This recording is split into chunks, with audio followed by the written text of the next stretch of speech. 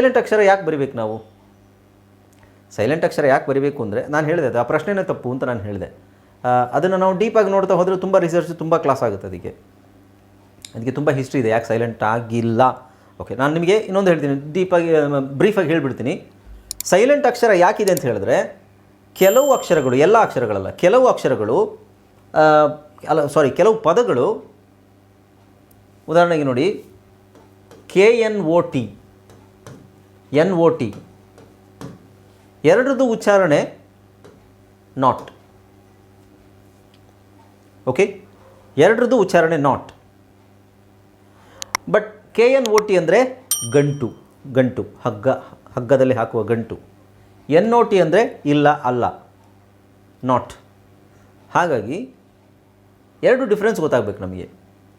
ಪದ ಒಂದೇ ಇದೆ. ಸೊ ಹೋಮೋಫೋನ್ಸ್ ಅಂತ ಹೇಳ್ತೀವಿ. ಹೋಮೋಫೋನ್ಸ್ ಅಂದರೆ ಒಂದೇ ಥರ ಇರೋ ಪದಗಳು, ಒಂದೇ ಥರ ಉಚ್ಚಾರಣೆ ಇರೋ ಪದಗಳು. ಅದು ನೆಕ್ಸ್ಟ್ ಕ್ಲಾಸಲ್ಲಿ ಹೇಳ್ಕೊಡ್ತೀನಿ. ಈ ಒಂದು ಡಿಫರೆನ್ಸ್ ನಮಗೆ ಗೊತ್ತಾಗಬೇಕು ಅನ್ನೋ ಕಾರಣಕ್ಕೋಸ್ಕರ ಅಲ್ಲಿ ಕೆ ಹಾಕೋದು. ಕೆ ಹಾಕಿದ್ರೆ ಏನರ್ಥ? ಸೆಂಟೆನ್ಸಲ್ಲಿ ಆ ಪದದ ಅರ್ಥ ಗಂಟು ಅಂತ. ಕೆ ಹಾಕದೇ ಇದ್ದರೆ ಬರೀ ನಾಟ್ ಅಂತ ಹಾಕಿದ್ರೆ ಏನರ್ಥ? ಇಲ್ಲ ಮತ್ತು ಅಲ್ಲ ಅಂತ ಬರೋ ಕಡೆ ನಾವು ನಾಟ್ ಅಂತ ಹಾಕ್ತೀವಿ. ಇದಕ್ಕೋಸ್ಕರ ಸೈಲೆಂಟ್ ಲೆಟರ್ ಇದೆ. ಹಾಯ್ ಫ್ರೆಂಡ್ಸ್, ಇದೊಂದು ವಿಶೇಷ ಸೂಚನೆ. ನಮ್ಮಲ್ಲಿ ಇದೀಗ ಆನ್ಲೈನ್ ಸ್ಪೋಕನ್ ಇಂಗ್ಲಿಷ್ ಕೋರ್ಸ್ನ ಹೊಸ ಬ್ಯಾಚ್ ಶುರುವಾಗಿದೆ. ನೀವು ಇನ್ಮೇಲೆ ಮನೆಯಲ್ಲೇ ಕೂತ್ಕೊಂಡು ಯಾವುದೇ ಟೆನ್ಷನ್ ಇಲ್ಲದೆ ಇಂಗ್ಲಿಷ್ ಮಾತಾಡೋದನ್ನ ಕಲಿಯಬಹುದು. ಸ್ನೇಹಿತರೆ, ಸ್ಪೋಕನ್ ಇಂಗ್ಲಿಷ್ ಮಾತ್ರ ಅಲ್ಲ, ನಿಮಗೆ ಇಂಗ್ಲಿಷ್ನ ಓದಲಿಕ್ಕೆ ಬರಲಿಕ್ಕೆ ಬರಲ್ಲ ಅಂತ ಇಟ್ಕೊಳ್ಳಿ. ಈಗ ಬರೀ ನಿಮಗೆ ABC ಮಾತ್ರ ಗೊತ್ತು, ಅಥವಾ ABC ಓದಿಲ್ಲ ಅಂತ ಇಟ್ಕೊಳ್ಳಿ. ಸೊ ABC ಓದಿಲ್ಲ ಅಂತ ನಾವು ನಿಮಗೆ ಇಂಗ್ಲಿಷ್ನ ಬೇಸಿಕ್ ಇಂದಾನೆ ಓದಲಿಕ್ಕೆ ಮತ್ತೆ ಬರಲಿಕ್ಕೆ ಸಹ ಹೇಳ್ಕೊಡ್ತೀವಿ. ಸ್ನೇಹಿತರೆ, ಈ ಕೋರ್ಸ್ನ ಚಿಕ್ಕ ಮಕ್ಕಳನ್ನು ಹೊರತುಪಡಿಸಿ ಬೇರೆ ಯಾರು ಬೇಕಾದ್ರೆ ಈ ಕೋರ್ಸ್ಗೆ ಜಾಯ್ನ್ ಆಗಬಹುದು. ನಿಮ್ಮ ಕೆಲವು ಸ್ನೇಹಿತರೆ ತಡ ಯಾಕೆ ಈ ಸ್ಪೋಕನ್ ಇಂಗ್ಲಿಷ್ ಕೋರ್ಸ್ ಮತ್ತು English basic reading and writing ಕೋರ್ಸ್ನ ಜಾಯ್ನ್ ಆಗಬೇಕು ಅಂತ ಆಸಕ್ತಿ ಇರೋರು ಈ ಕೂಡಲೇ ನಿಮ್ಮ ಫೋನ್ ತೆಗೆದುಕೊಳ್ಳಿ ಹಾಗೂ ಇಲ್ಲಿ ಬರುವಂತಹ ನಂಬರ್ಗೆ ಅಥವಾ ಕೆಳಗಡೆ ಬರ್ತಾ ಇರುವಂತಹ ನಂಬರ್ಗೆ ನೀವು ಕರೆ ಮಾಡತಕ್ಕದ್ದು ಅಥವಾ ವಾಟ್ಸ್ಆ್ಯಪ್ನಲ್ಲಿ ಸಂಪರ್ಕಿಸಿ ನಿಮ್ಮ ಹೆಸರನ್ನು ರಿಜಿಸ್ಟರ್ ಮಾಡಿಕೊಳ್ಳಿ. ಓಕೆ, ಅರ್ಥ ಆಯ್ತಲ್ಲ? ಎಷ್ಟೋ ಪದಗಳು ಹೀಗೆ ಕನ್ಫ್ಯೂಸ್ ಆಗಬಾರ್ದು ಅನ್ನೋ ಕಾರಣಕ್ಕೋಸ್ಕರ ಇನ್ನೊಂದಿದೆ ನೋಡಿ, KNOW ಮತ್ತು ನೋ. ಇವೆರಡರದ್ದು ಉಚ್ಚಾರಣೆ ನೋ ಅಂತಲೇ. ಇದು ನೋ ಅಂತಲೇ ಹೇಳಬೇಕು, ಇದು ನೋ ಅಂತಲೇ ಹೇಳಬೇಕು. ಓಕೆ, ಸೊ ಇದು ನೋ ಅಂದರೆ ಗೊತ್ತು, ಇದು ನೋ ಅಂದರೆ ಇಲ್ಲ, ಅಲ್ಲ, ಆ ಮೀನಿಂಗ್ ಬರುತ್ತೆ. ಸೊ ಈ ಡಿಫ್ರೆನ್ಸ್ ಗೊತ್ತಾಗಲಿ ಅನ್ನೋ ಕಾರಣಕ್ಕೋಸ್ಕರ ಸೈಲೆಂಟ್ ಅಕ್ಷರಗಳನ್ನ ಸೇರಿಸಿದ್ದಾರೆ. ಮುಂಚೆ ಇದನ್ನೆಲ್ಲ ಖನೋ ಅಂತಲೇ ಹೇಳ್ತಾ ಇದ್ರು. ಅದು ಕಾಲಕ್ರಮೇಣ ನೋ ಆಯಿತು. ಬಟ್ ಅದು ಪ್ರಿಂಟಿಂಗ್ ಚೇಂಜ್ ಆಗಿಲ್ಲ. ಅಕ್ಷರಗಳನ್ನು ಪ್ರಿಂಟಿಂಗ್ ಪ್ರೆಸ್ನವರು ತೆಗೆದಾಕಿಲ್ಲ, ಅದು ಹಾಗೆ ಬಿಟ್ಟರು. ಹಾಗಾಗಿ ಅದು ಸೈಲೆಂಟ್ ಆಗಿರೋದು, ಸೈಲೆಂಟ್ ಆಗದೇ ಇರೋಂಗೆ ಅಕ್ಷರಗಳಲ್ಲಿ ಅದು ಬರ್ತಾ ಇದೆ. ಓಕೆ, ಅರ್ಥ ಆಯ್ತಲ್ಲ? ಸೊ ಸೈಲೆಂಟ್ ಯಾಕೆ ಆಗುತ್ತೆ ಅನ್ನೋದು ತಲೆ ಕೆಡಿಸ್ಕೋಬೇಡಿ. ಎಲ್ಲಿ ಯಾವ್ಯಾವ ಪದಗಳು ಸೈಲೆಂಟ್ ಆಗುತ್ತೆ ಮತ್ತು ಕೆಲವು ಪದಗಳು ಹೆಂಗಾಗುತ್ತೆ ಅನ್ನೋದು ನಮಗೆ ಒಂದು ಕ್ಲೂ ಸಿಗುತ್ತೆ. ಅದನ್ನು ಮಾತ್ರ ನೋಡಿದ್ರೆ ಸಾಕು. ಓಕೆ, ಇಲ್ಲಿ ನೋಡಿ, ಕ್ರೆಸೆಂಟ್, ಡಿಸೆಂಡ್, ಡಿಸೈಪಲ್, ಇಲ್ಲೆಲ್ಲ ನೀವು ಸೈಲೆಂಟ್ ಮಾಡಿದ್ರೆ ಆಯಿತು. ಇವನೆಸೆನ್ಸ್. ನಾನು ಕನ್ನಡದಲ್ಲಿ ಏನು ಅಕ್ಷರಗಳು ಕೊಟ್ಟಿದ್ದೀನಿ ಅದನ್ನು ಸ್ವಲ್ಪ ಓದಲಿಕ್ಕೆ, ಸ್ಪಷ್ಟವಾಗಿ ಓದೋಕ್ಕೆ ಟ್ರೈ ಮಾಡಿ. ಇದು ಸ್ವಲ್ಪ ಕಷ್ಟ ಅನಿಸ್ಬೋದು, ಓದ್ತಾ ಈಸಿ ಆಗುತ್ತೆ ನಿಮಗೆ. Okay, fascinate. ಆಮೇಲೆ ಇದರಲ್ಲಿ ನಿಮಗೆ ನೀವೆಲ್ಲ ಇದೇ ಹಾಕಬೇಕು. ಯಾವುದು ಫೋನಿಕ್ಸ್ ಬ್ಲೆಂಡಿಂಗ್ ಏನು ಯೂಸ್ ಮಾಡ್ತೀರಾ ಅದನ್ನೇ ಹಾಕೋದು ನೋಡಿ. ಫ್ಯಾಸಿನೇಟ್. ಎವನೆಸೆನ್ಸ್ ಪದ ನೋಡ್ಲಿಕ್ಕೆ ದೊಡ್ಡದಿದೆ, ನೀವು ಒಂದೊಂದು ಅಕ್ಷರ ಓದ್ಬಿಟ್ಟು ಕೂಡಿಸಿ ಕ್ಲಿಯರಾಗಿ ಬರುತ್ತದು. ಫ್ಲೋರಸೆಂಟ್. ಮಸಲ್. ಇಲ್ಲಿ ಸಿ ನೋಡಿ, ಸಿ ತೆಗಿಬೇಕು, ಇಲ್ಲಿ ಸಿನೇ ತೆಗಿಬೇಕಾಗುತ್ತೆ, ಇಲ್ಲಾಂದರೆ ಮಸಲ್. ಸೊ ಇಲ್ಲಿ ಮಾತ್ರ ಸ್ವಲ್ಪ ಚೇಂಜ್ ಆಗುತ್ತೆ. ಏನು, ಇಲ್ಲಿ ಇ ಇಲ್ಲ, ನಾವು ಹೇಳ್ದಂಗೆ EIY ಇಲ್ಲ, ಇದೊಂದು. ಓಕೆ, ಮಸಲ್ ಇದರಲ್ಲಿ ಮಾತ್ರ ಸಿ ಇಲ್ಲಿ ಸೈಲೆಂಟ್ ಆಗುತ್ತೆ. ಬಟ್ ಸಿ ಆದಮೇಲೆ ಇ ಬರೋದಿಲ್ಲ, EIY ಬರೋದಿಲ್ಲ. ಒಬ್ಸೀನ್ ಅಲ್ಲ, ಸಿ ಒಬ್ಸೀನ್.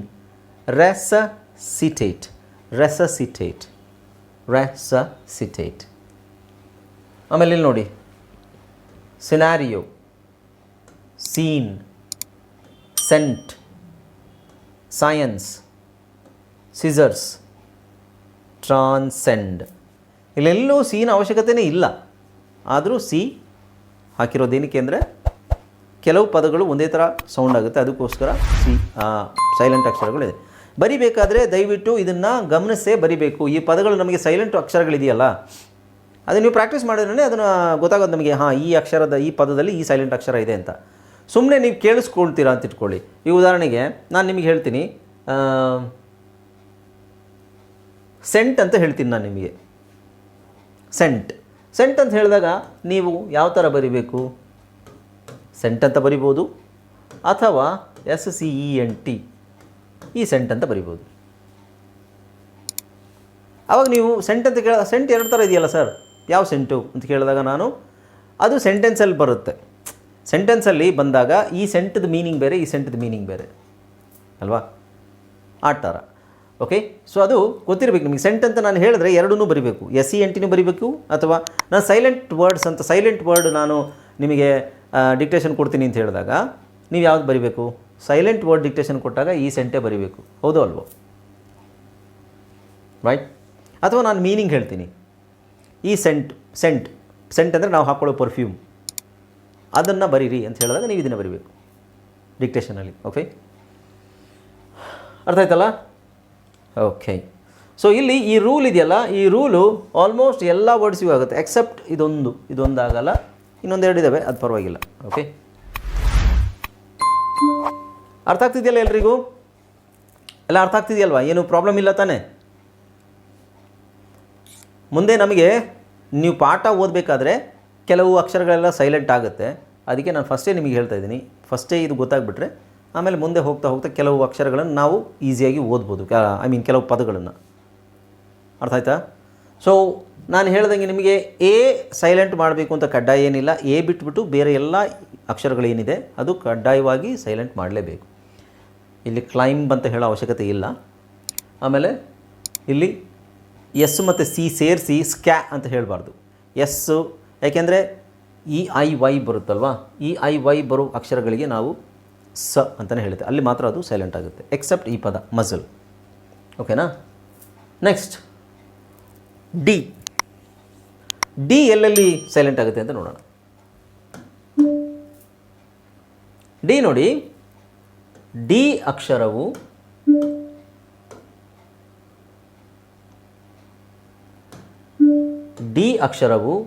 GEಗಿಂತ ಮುಂಚೆ ಯಾವಾಗಲೂ ಸೈಲೆಂಟ್ ಆಗಿರುತ್ತೆ. ಡಿ ಅಕ್ಷರ ಜಿಗಿಂತ ಮುಂಚೆ ಯಾವಾಗಲೂ ಸೈಲೆಂಟ್ ಆಗಿರುತ್ತೆ, ಅದಲ್ಲದೆ ಬೇರೆ ಕಡೆನೂ ಸೈಲೆಂಟ್ ಆಗುತ್ತೆ. ಓಕೆ, ಸೊ GE ನಾವು ಬ್ಯಾಡ್ಜ್, ಡಿ ಇದೆ ಇಲ್ಲಿ GE ಇದೆಯಾ? GEಗಿಂತ ಮುಂಚೆ ಡಿ ಬಂದರೆ ಅಂದರೆ DGE ಕಾಂಬಿನೇಷನಲ್ಲಿ ಈ ಡಿ ಯಾವಾಗಲೂ ಸೈಲೆಂಟ್ ಆಗಿರುತ್ತೆ. ಓಕೆ, ಉದಾಹರಣೆಗೆ ನೋಡಿ, ಇಲ್ಲಿ ಡಿ ಸೈಲೆಂಟ್ ಮಾಡಿ, badge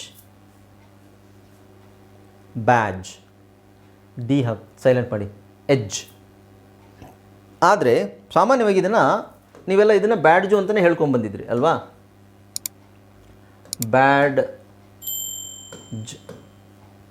badge, judge, fridge, bridge, ನಾವು ಡಾನ ಪ್ರೊನೌನ್ಸ್ ಮಾಡ್ತಾನೆ ಬಂದಿದ್ದೀವಿ. ಬಟ್ ಅಲ್ಲೆಲ್ಲ ಡಾ ಪ್ರೊನೌನ್ಸ್ ಮಾಡೋ ಅವಶ್ಯಕತೆಯೇ ಇಲ್ಲ. ಬ್ಯಾಡ್ಜಿಗೆ ಬ್ಯಾಜ್ ಅಂದರೆ ಸಾಕು, ಡಿ ಸೈಲೆಂಟ್. ಫ್ರಿಡ್ಜು, ಮನೇಲಿ ಫ್ರಿಡ್ಜ್ ಇದ್ದರೆ ಫ್ರಿಡ್ಜ್ ಅಂತ ಹೇಳ್ತೀವಿ ನಾವು, ಫ್ರಿಡ್ಜ್. ಇದನ್ನು ನಾವು ಹೆಂಗೆ ಬರಿತೀವಿ?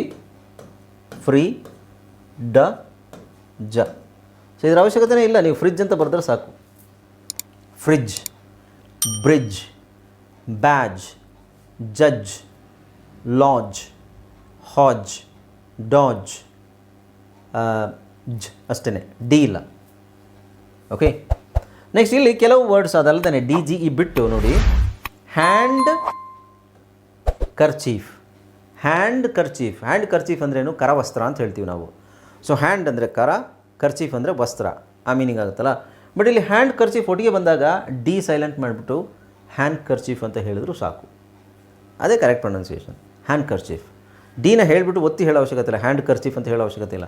ನಮ್ಮ ಕೈಯಲ್ಲಿ ಹೇಳೋಕ್ಕಾಗುತ್ತೆ, ಬಟ್ ಹೇಳೋ ಅವಶ್ಯಕತೆ ಇಲ್ಲ. ಡಿ ಏನಕ್ಕೆ ಒಂದು ಎಕ್ಸ್ಟ್ರಾ ಅಕ್ಷರ ಹೇಳ್ತೀರಾ? ಹಾಗೆ ಹ್ಯಾಂಡ್ ಸಮ್ ಅಂತ ಹೇಳೋದ್ರ ಬದಲು handsome, D is not necessary, handsome. Hedge, ಸ್ಯಾಂಡ್ವಿಚ್ಚಲ್ಲೂ ಸಹ ಡಿ ಅವಶ್ಯಕತೆ ಇಲ್ಲ, ಸ್ಯಾಂಡ್ವಿಚ್.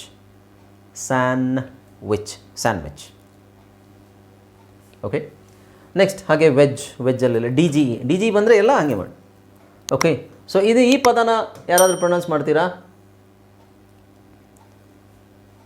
ಸಂಡೇ, ಮಂಡೇ, ಟ್ಯೂಸ್ಡೇ,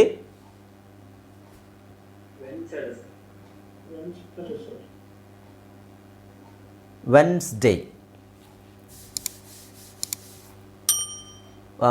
ಇದು ಕನ್ನಡದಲ್ಲಿ ಬರೆದಿರೋದು ವೆನ್ಸ್ಡೇ ಬರೆದಿದ್ದೀನಿ, ಬಟ್ ಅದು ಕೂಡ್ಕೊಂಡಿದೆ. ಸೊ ಈ ಥರ ವೆನ್ಸ್ ಡೇ ವಿಚ್ ಮೀನ್ಸ್ ಇಲ್ಲಿ ನಿಮಗೆ ಡಿ ಸೈಲೆಂಟ್ ಇದೆ, ಆಮೇಲೆ ಇಲ್ಲಿ ಇನೂ ಸೈಲೆಂಟ್ ಇದೆ. ಅಲ್ಲಿ ಎಷ್ಟು ಅಕ್ಷರಗಳು? WE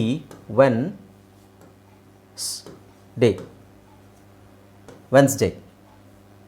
ಸೊ ಡಿನೂ ಸೈಲೆಂಟ್ ಇದೆ, ಇನೂ ಸೈಲೆಂಟ್ ಇದೆ ಇಲ್ಲಿ. ವೆಡ್ನೆಸ್ಡೇ ಅವಶ್ಯಕತೆ ಇಲ್ಲ, ಅವ್ರು ಯಾರೂ ಆ ಥರ ಹೇಳೋದಿಲ್ಲ.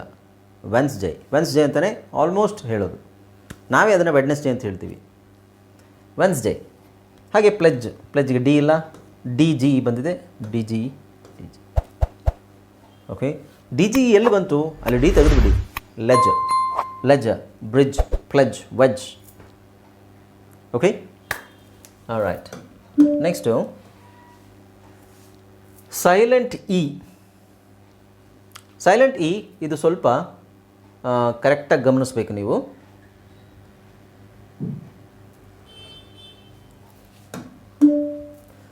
ಸೈಲೆಂಟ್ ಇ ನೋಡಿ, ಈ ಅಕ್ಷರವು ಯಾವುದೇ ಪದದ ಕೊನೆಯಲ್ಲಿ ಸೈಲೆಂಟ್ ಆಗುವುದು. ಇ ಯಾವುದೇ ಪದದ ಕೊನೆಯಲ್ಲಿ ಸೈಲೆಂಟ್ ಆಗಬಹುದು, me, she, he, we, be ಪದಗಳನ್ನು ಹೊರತುಪಡಿಸಿ.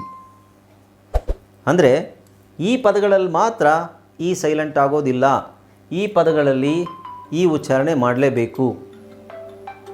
ಓಕೆ, ಒಂದು ಬ್ರೇಕ್ ತಗೊಳ್ಳೋಣ.